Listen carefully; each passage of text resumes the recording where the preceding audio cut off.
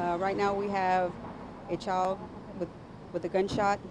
We received the call as a shooting in progress, a shooting call. When the officers arrived, HFD was already out here transporting the 8-year-old female. They transported to the hospital, and right now, as what we know right now, is the child did not survive. She's deceased. Right now, we don't have a lot of information because as the officers were coming in, the girl was being transported and loaded into the ambulance, and the grandfather as well was also heading to the hospital. We did get a consent. We are waiting for our crime scene investigators to go inside the apartment. We did locate a weapon.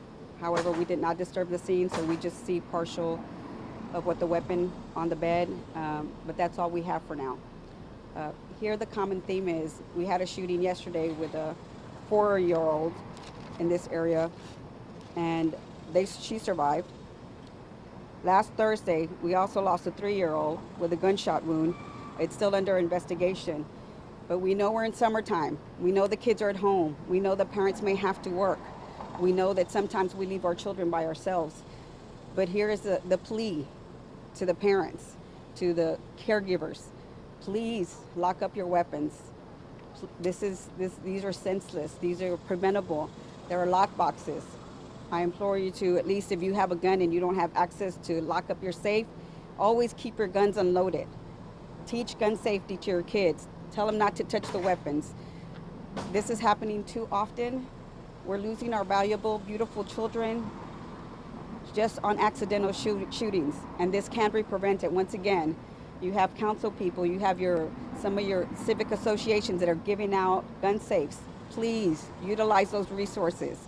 Once again, this 8-year-old child has been shot. Investigation is still pending. However, she may have shot herself. We're still unclear, but if that's the case, this is something that could have been avoided. Please keep these weapons out of reach of your children. Hiding them is not sufficient if they're not locked or unloaded. Accidents happen, we know they do, and I'm not blaming anybody, but they can be prevented. And once again, this is summertime. Kids are at home. We understand sometimes childcare is an issue, but please lock up your guns, keep your children safe, and please teach them gun awareness, not to be pointing. And once again, if you do not have access to a gun safe or gun locks, always keep them unloaded. Teach your children not to, if they see a weapon, not to touch it, to leave it alone, contact an adult, and that's it. But please, awareness, teaching your children also if you're going to have a weapon in the home. Knowing that we don't know a lot, who's got a question? Do you believe that in this case the child was home alone? I know you mentioned She was not alone. She was with her grandparent. The grandparent was leaving as the ambulance was arriving to follow the ambulance. Is this her primary residence, or was she just being watched? We still don't know yet. Once again, when we were arriving, the grandparents' concern was to follow the ambulance to get with the grandchild. You say you're not going to blame anybody, but we have counted 4 children shot in 8 days, 2 of them fatal. At what point do we need to press charges? At what point is blame a part of the situation? As HPD, we do our part as doing the investigation, and that's up to the district attorney to accept the charges after the investigation is completed. Have you given them charges to accept? It's still under investigation. Like I said, last week's, there were so many people in the house. They're still investigating, talking to witnesses. Last night, same thing. And the child will survive from last night. However, there was multiple people, so multiple witnesses. This takes time. And once again, our investigators do a very thorough investigation, and once it's completed, they present it to the district attorney, and it's up to the district attorney to see if they're able to have charges filed or not. We noticed there was a delay with the officers getting inside. Is that just a matter of just getting permission or getting a hold of someone? Well, once again, when the grandfather left, he locks the door. He secures the residence. So there's no longer a victim. We have to get consent or get a search warrant. The grandfather gave us consent, and we got a key holder, and now we're able to get in. Now we're just waiting for our crime scene unit to get here. I know you mentioned that you weren't able to get really close to the gun because you didn't want to disturb the scene, but did you see if it was a handgun?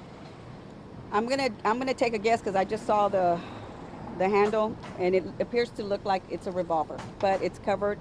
The front portion of it is covered, but my guess is going to be a revolver.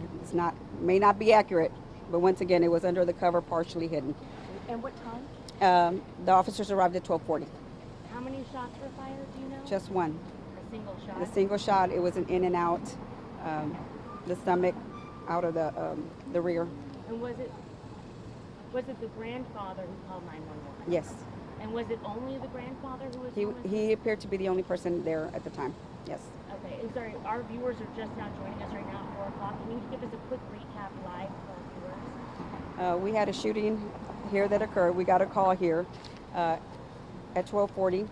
The grandfather, as we were arriving at 12:40, the officers noticed that HFD was here already, providing medical assistance. They were transporting the child to the hospital.